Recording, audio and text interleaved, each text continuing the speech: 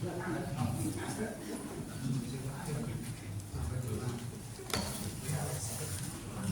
Ibu dan jamaah sekalian kita mulai. Assalamualaikum warahmatullahi wabarakatuh. Alhamdulillahirabbil alamin wa bihi nasta'inu ala umuri dunya waddin wassalatu wassalamu ala asyrofil anbiya'i wal mursalin wa ala alihi wa ashabihi wa man tabi'ahum bi ihsanin ila yaumiddin. Asyhadu an la ilaha illallah wahdahu la syarika lah wa asyhadu anna Muhammadan abduhu wa rasuluh.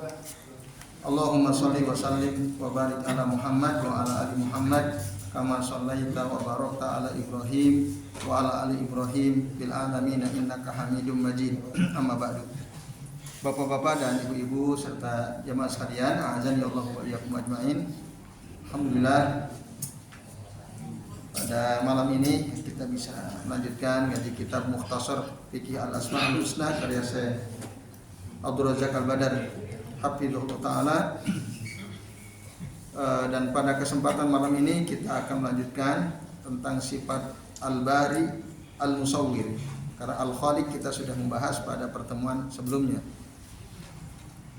Jadi Al-Bari Al-Musawwir, walaupun sebelumnya disebut kata Al-Khaliq sebagaimana disebutkan di dalam surah Al-Hasr ayat 24.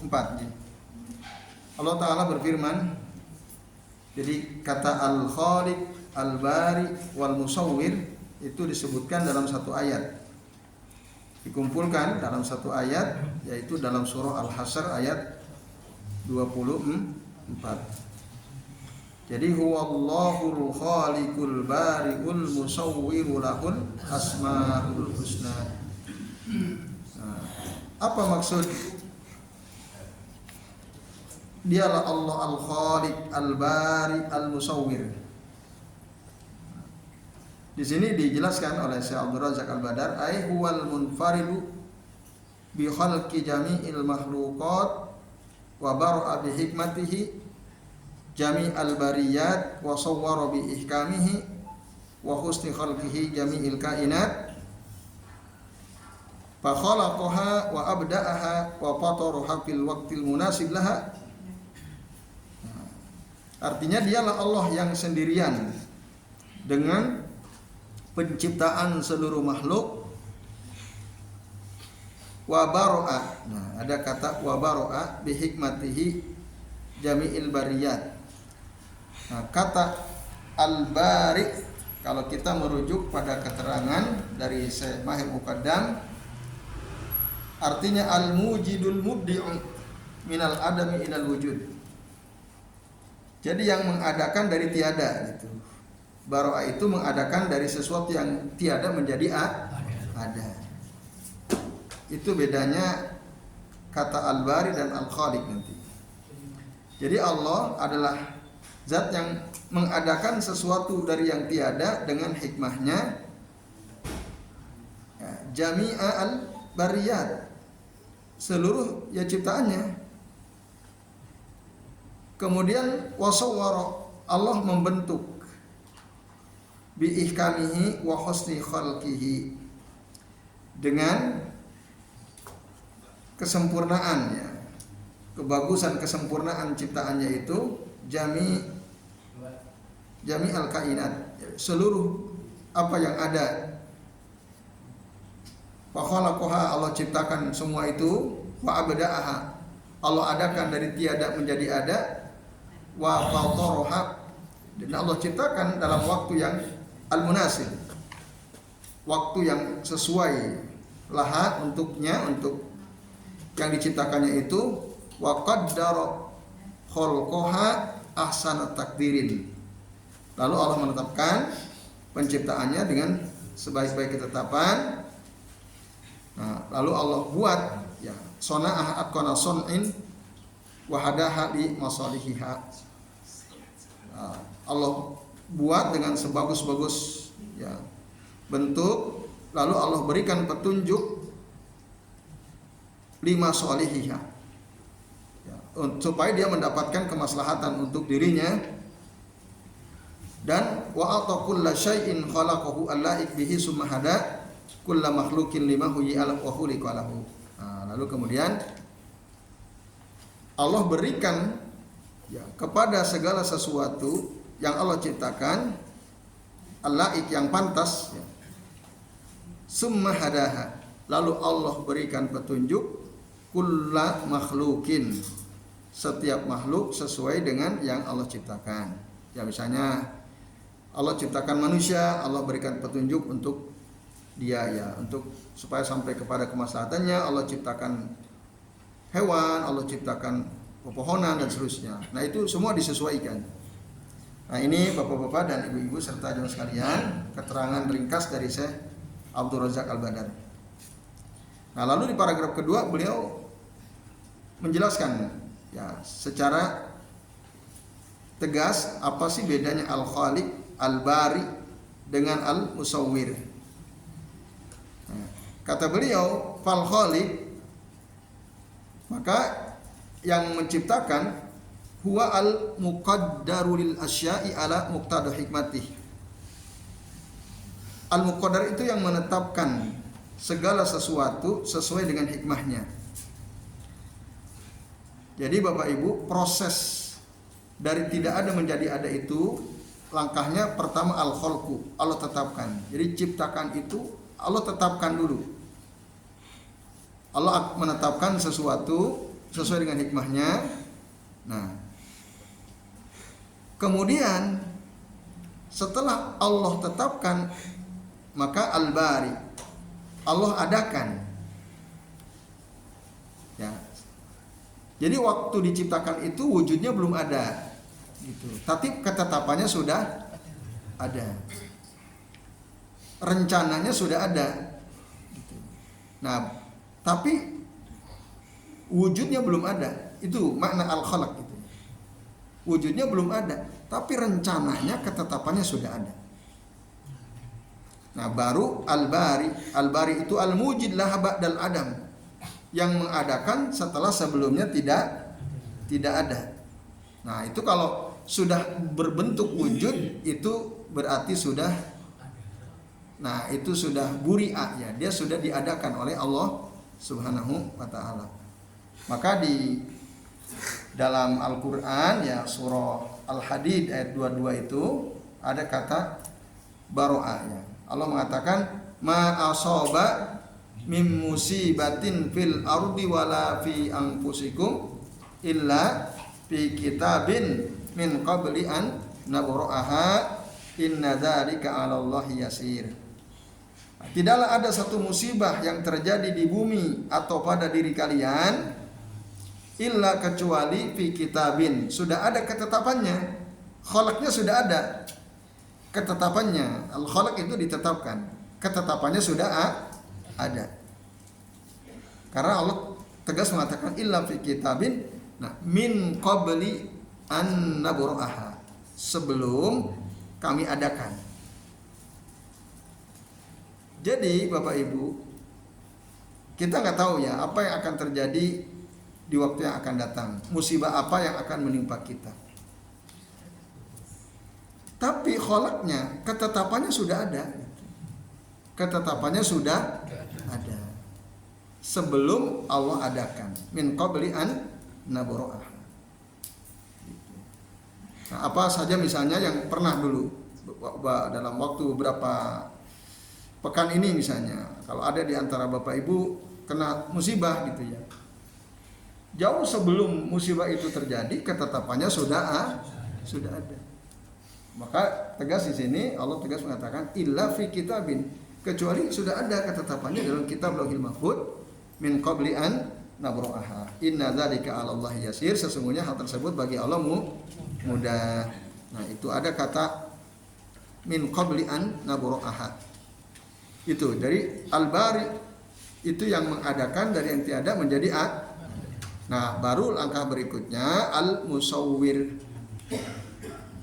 Al-musawwir itu yang membentuk. Yang membentuk pohon jadinya bentuknya seperti apa, batu bentuknya bagaimana, gunung, sungai, termasuk masing-masing kita punya bentuk yang beda-beda.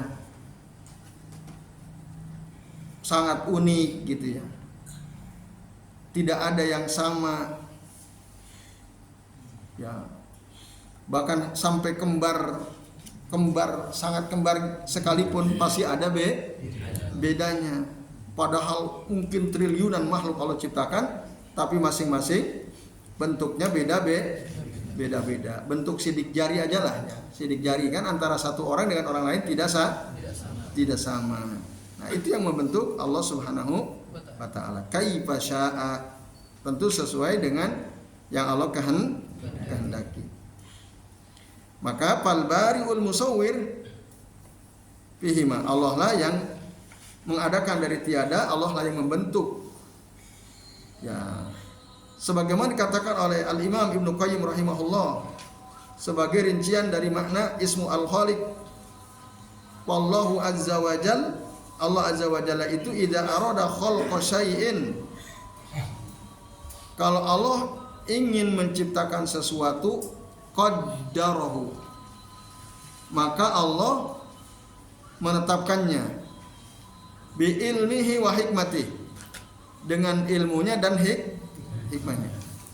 Jadi Allah tahu apa yang akan terjadi ke depan, semua Allah tahu, dan hikmahnya juga Allah tahu. Nah, ada ketetapan.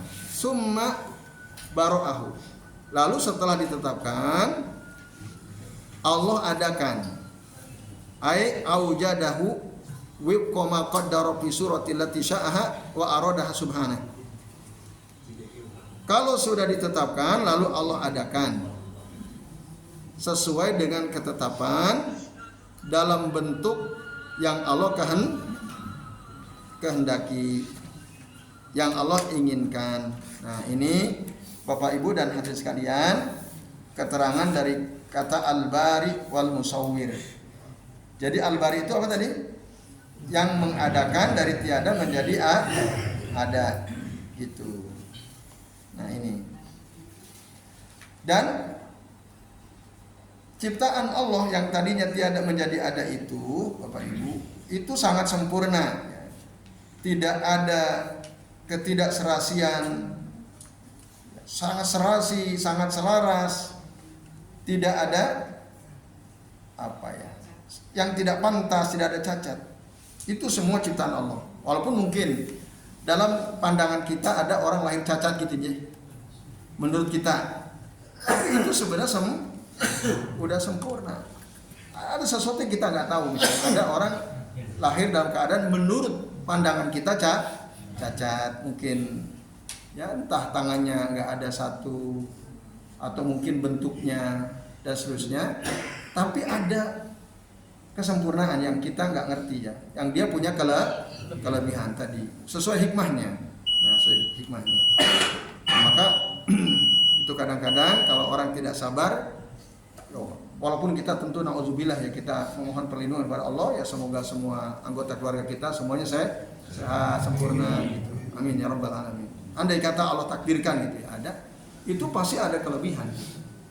Maka kita tidak, atau kita sering ya melihat ada orang sejak lahir dia matanya buta, tapi hafalannya luar biasa.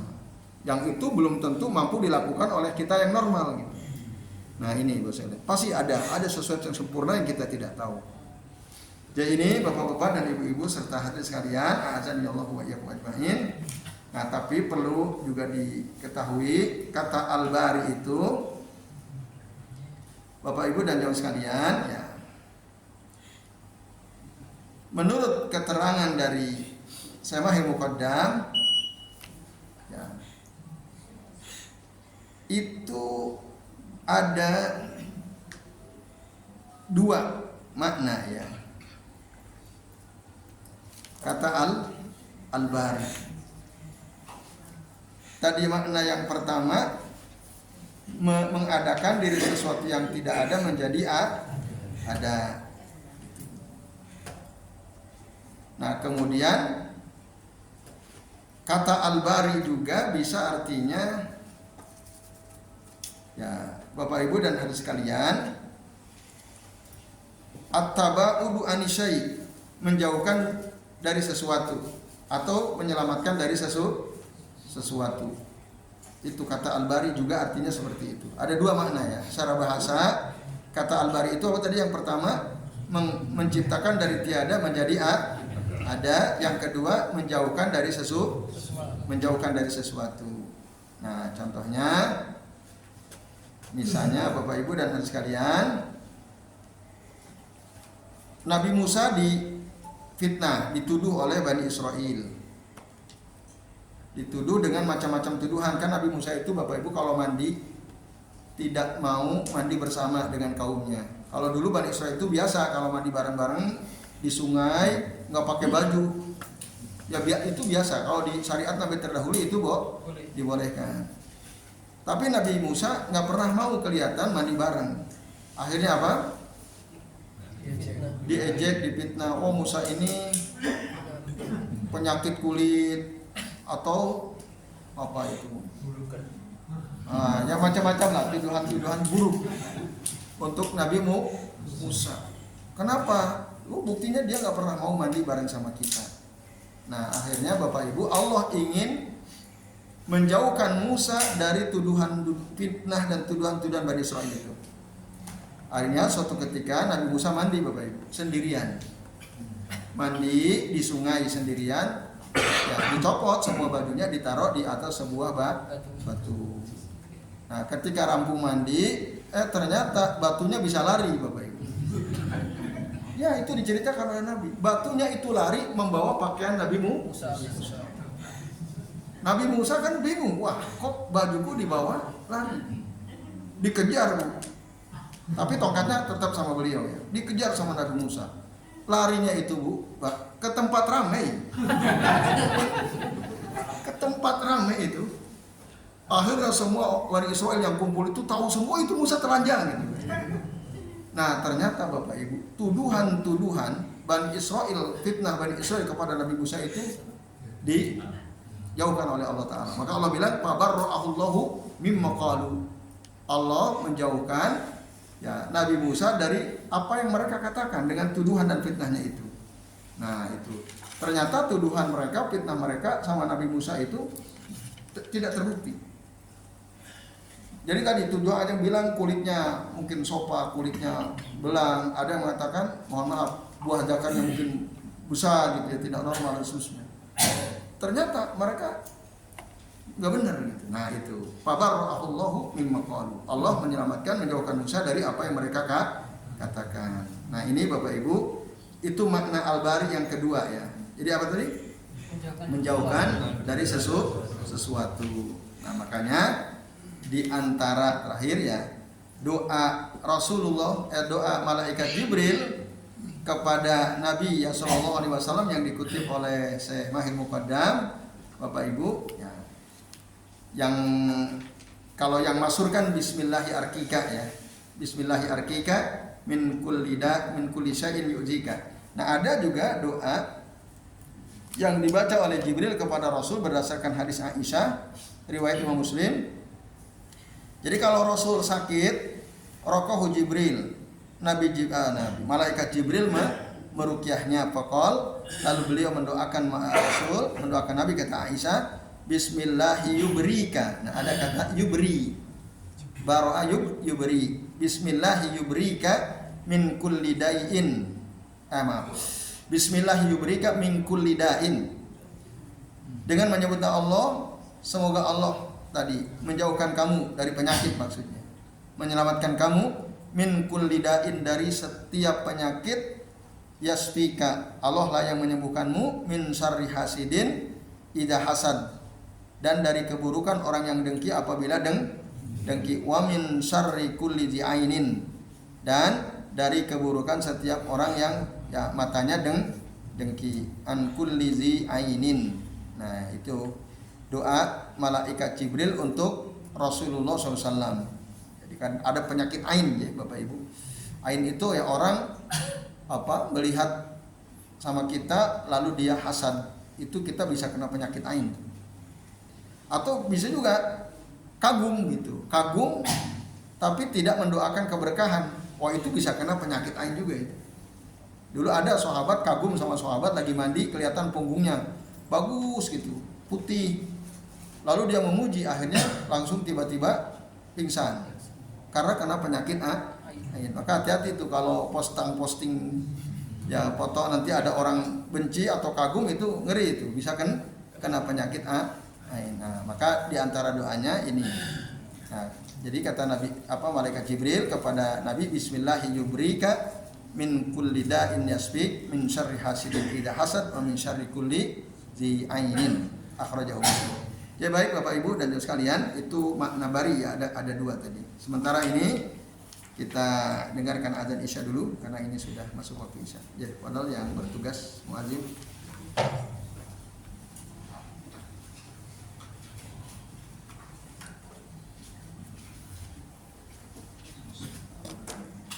Sekalian kita lanjut sedikit lagi untuk menuntaskan Bapak Ibu dan sekalian. Jadi itu makna al-bari ya. Jadi ada dua maknanya secara bahasa. Yang pertama tadi mengadakan dari tiada. Yang kedua menjauhkan dari sesuatu atau menyelamatkan dari sesuatu. Nah, lalu Bapak Ibu dan sekalian, maka juga contoh makna yang menjauhkan diri, kata bari itu ada dalam surah Al-Mumtahanah ya. Ayat keempat tentang Nabi Ibrahim berlepas diri dari kaumnya dan dari apa-apa yang mereka sembahkan. Qad kanat lakum uswatun hasanatun fi Ibrahim walladzina ma'ahu id qalu liqaumihim inna bura'u minkum wa mimma ta'budun min dunillah. Sungguh telah ada bagi kalian ya, suri tauladan yang baik dari Ibrahim ya, pada diri Ibrahim dan orang-orang mengikuti Ibrahim ketika mereka ya mengatakan kepada kaumnya inna bura'u minkum. Nah, bari zamannya buru'a ya. Sesungguhnya kami berlepas diri dari kalian dan wa mimma ta'budun, dan dari apa-apa yang kalian sembah min dunillah selain Allah. Itu kata al-bari. Nah, Bapak Ibu, dari tiga kata ini, al-khaliq, al-bari, al-musawwir. Kalau kata al-khaliq, khalaqa, itu bisa dinisbatkan kepada makhluk, orang, manusia gitu ya. Tapi hanya dari tiga ini kata al-bari yang tidak bisa. Misalnya khalaqa fulanan syai'an, si fulan menciptakan sesuatu, itu bisa. Atau sawara fulanan syai'an, si fulan menggambar atau membentuk sesuatu, itu boleh kata sawara sama khalaqa. Tapi kata baro'a itu nggak bisa, nggak boleh. Karena tidak mungkin ada di antara kita ini Bapak Ibu yang mampu mengadakan sesuatu yang tidak ada, itu nggak mungkin ada. Itu hanya kata, misalnya nggak boleh kita katakan baro'a dalam arti yang pertama ya. Baro'a dalam arti yang pertama, yaitu tadi apa? Aujada minal adami ilal wujud, yang mengadakan dari tiada menjadi ada. Baro'a fulanun syai'an, itu tidak boleh. Nah, ini bedanya yang perlu diperhatikan ya. Baro'a fulanun syai'an, si fulan membuat sesuatu itu dengan menggunakan kata baro'a, itu haram. Karena hanya Allah yang bisa. Tapi kalau khalaqa fulanun syai'an bisa. Kita ngomong pakai bahasa Arab gitu ya. Khalaqa fulanun syai'an boleh. Atau sawwara fulanun syai'an boleh. Menggambar, membentuk, itu mungkin dinisbatkan kepada makhluk. Nah, hanya saja untuk kata musawwir yang membentuk ini ada batasannya. Yaitu apa? Manusia kita ini Bapak Ibu boleh menggambar, membentuk apapun kecuali menggambar makhluk nyawa atau membentuk sesuatu menyerupai makhluk bernyawa. Apa makhluk bernyawa itu? Nah, yang maksudnya yang zatu arwah, manusia atau hewan, itu nggak boleh. Tapi kalau gambar pohon, batu, sungai, gunung silakan. Ya, kalau menggambar manusia, menggambar hewan, nah itu Bapak Ibu dihindari karena konsekuensinya keras ya.